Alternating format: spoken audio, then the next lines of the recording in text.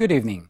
After a string of recent high-profile bullying cases, it is hard not to feel concerned about this topic and how it is affecting our youth and community. In the U.S., it is estimated that 17% of both middle and high school students had been bullied sometimes or weekly. 19% had bullied others sometimes or weekly.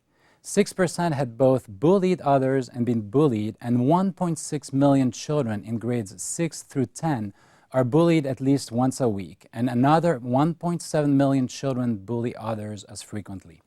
As you have seen in the news and may know from personal experiences, the effects of bullying can be catastrophic and even lethal in some cases for the individual targets, schools, as well as for entire communities.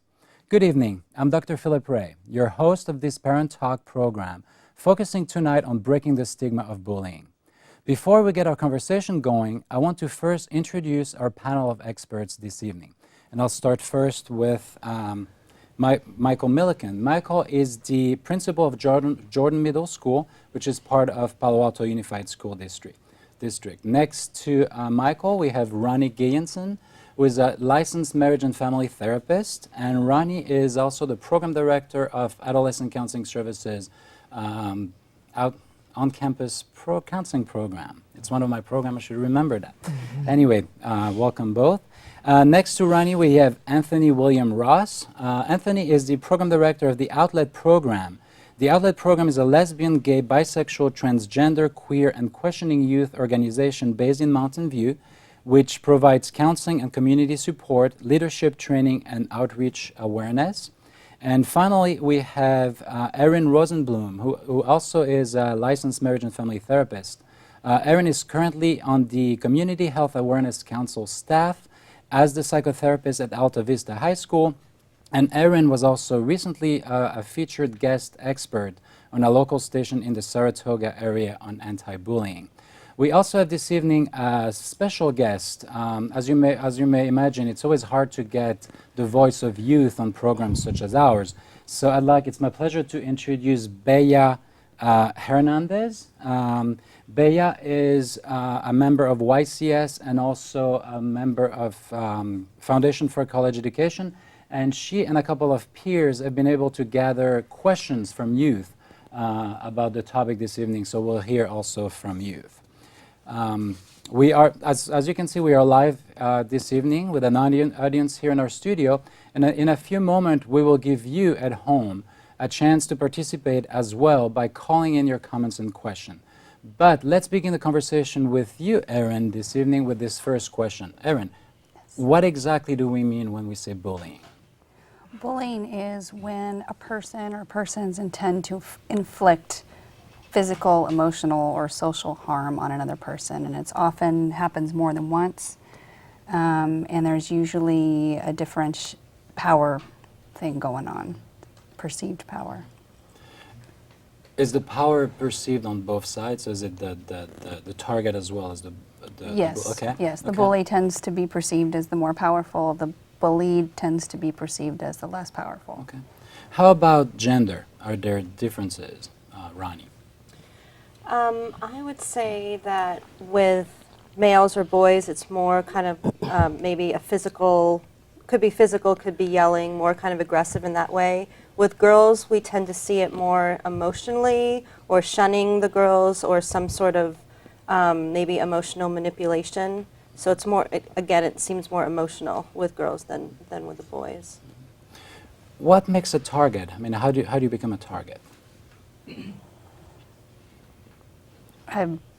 There's lots of reasons why somebody could be a target, but again, you know, if somebody is perceived as different by, you know, social class, there's a number of reasons, but it goes back to the power. I know maybe somebody else would have another. I've read that the two top reasons that kids are bullied are usually, you know, appearance or hygiene or something like that, and then right underneath that is sexual orientation, gender identity, and then which kind of goes with how you dress and how you walk and how you look and where you're from and all of that. So it sounds like what I'm hearing is basically the power differential. And then there's this aspect of differences or the target, be it appearances or any differences. Anthony, the question I have for you, because in the news, especially lately, we've heard a lot about, gay questioning kids who have been bullied and then ended up committing suicide. My question to you is with the advances of gay rights, why is this still happening? It's still socially acceptable to be homophobic outwardly. Okay. So even with the advances that we've seen, there's still people saying that's so gay, and you still hear fag, and you still hear these things where with other groups that are minorities that are still affected, it's not as socially acceptable.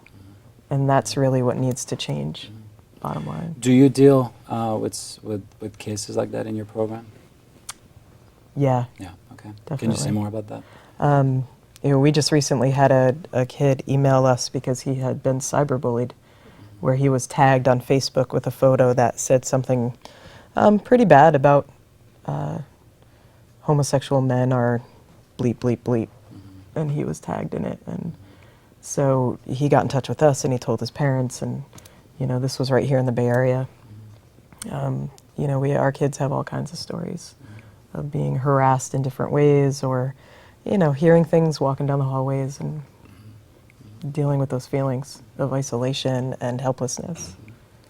Ronnie, your program basically works with youth at the elementary schools, the middle schools, high schools in Palo Alto, as well as Menlo Atherton and some other schools in San Mateo County. Do you deal with bullying? Do you see cases? Yeah, definitely. We do see, I tend to hear about more of the bullying actually taking place on the campuses, more in the middle schools. It seems like in the high schools there's a lot more kind of cyberbullying on the, in the internet happening. So yeah, it's definitely out there.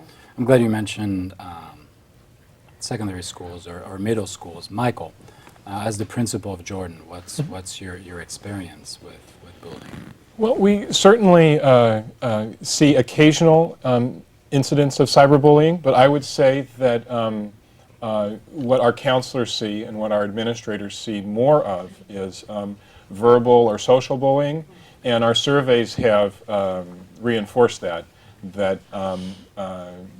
we see about half, again, as many more instances of verbal and social bullying, again, on campus, and a little bit less of cyberbullying. And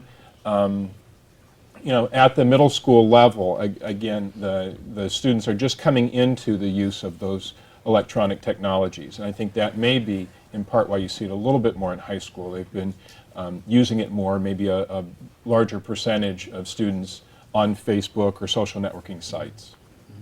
So again, let's use the example of your schools. So if you, let's say you end up catching somebody, what happens? What's your policy? What's the district's policy? Well, obviously we have our policies outlined in handbooks and district materials, but really it comes down to providing appropriate consequences, informing parents, trying to get a counseling component in place, both for the victim and the bully. And then also an important part, and this can be tricky, is to make sure that there's a monitoring component. Have we circled back and checked in with the victim 1 week, 2 weeks, 3 weeks later to confirm that this disciplinary consequence, the counseling, are actually having their intended effect, and that the bullying is stopped. In terms of counseling and so forth, how easy is it for kids to come out and basically express that they've been the target of bullying? Or is it because I understand that there might be confidentiality issues, there's safety issues, so what happens if a kid just say, hey, I've been a target, what do I do? Are you asking? So basically the question is mostly, so let's say you have a target who doesn't really know what to do with it, feels targeted, feels afraid to go to school and so forth. What happens if that individual opens up to a counselor? I mean, will the whole school know? What will happen to the bully? and so forth? I mean, I would really, because it's therapy, there is that confidentiality, but I would really work with that student to advocate. I would help them try to advocate with them for themselves, work with the parents, and also work with the administration, and really try to join with them on, I really want to help you, and no one should have to kind of go through this. And of course, empathize with, not wanting to look different in their peers' eyes or anything like that, but really say, this is really important, this is really hurting you, whether your grades are going down or you don't want to hang out with your friends or you're getting depressed or whatever's happening. Let's really, kind of bond together and get you through this, because it's hurting you, and we want to help you get to the other side. Go ahead, Mike. It's a tough step to take. I mean, the majority of bullying victims don't come forward.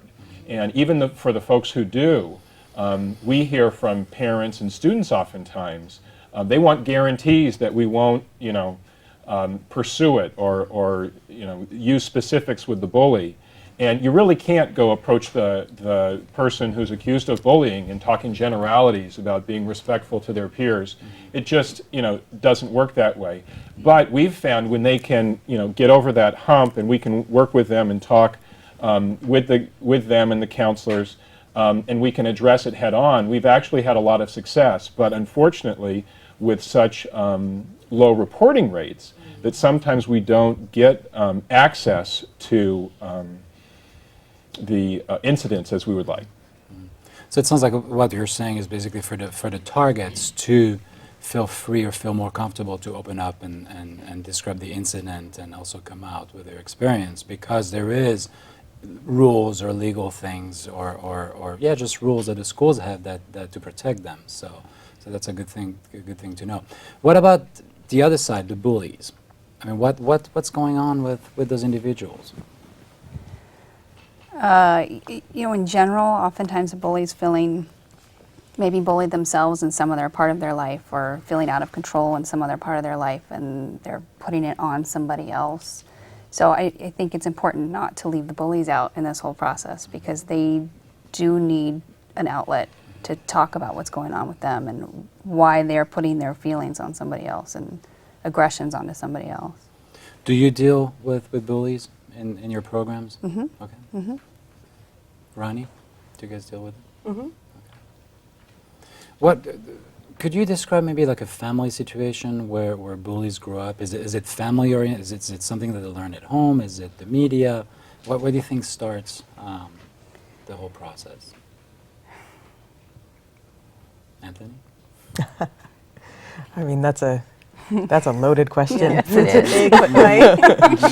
I mean, it can start, I think that all of it starts from probably many different places. We all learn how to hate or dislike somebody, and then we learn how to communicate from our families and our communities that are around us when we're kids. And so it could very much have to do with family or just environment or lack of support in the family. I think that it does have to do with society. I mean, it's many different layers. Media and all that. Mm-hmm. Yeah. And you can't pin it down to just like, the parents aren't doing a good job. It's not that simple.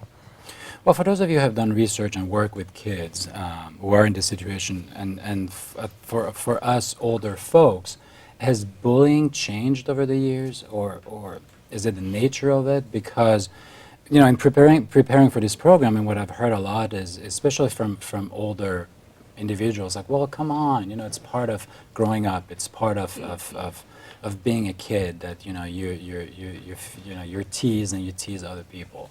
So why is it so important? What has changed?